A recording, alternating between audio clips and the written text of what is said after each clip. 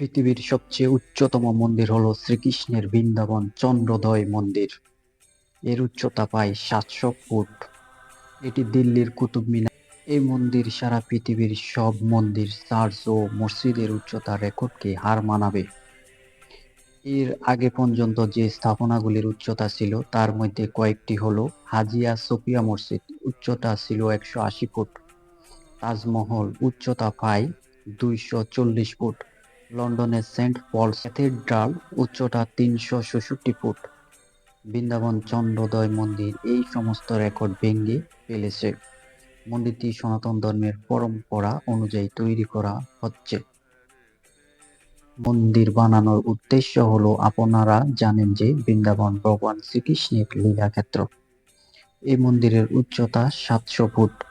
মানুষ অল্প সময়ের মধ্যেই সেই ৭০০ ফুট উপরে চলে যাবে। হেঁটে যাওয়ার জন্য যে পথ থাকবে তা যেন রোমাঞ্চকর অভিজ্ঞতা দেবে। এখানে সমস্ত বৃন্দাবনের লীলাক্ষেত্রগুলি দেখতে পাবেন।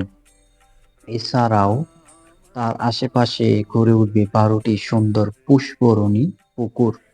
বৃন্দাবন সুন্দর সুন্দর ফলের গাছ দিয়ে সাজানো হবে।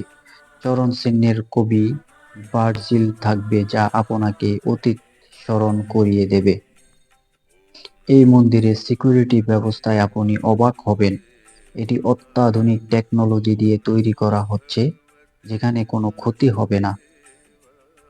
আপনারা জানেন যে মহাপ্রভুর ছোট একটি উক্তি ছিল, পৃথিবীর নাম।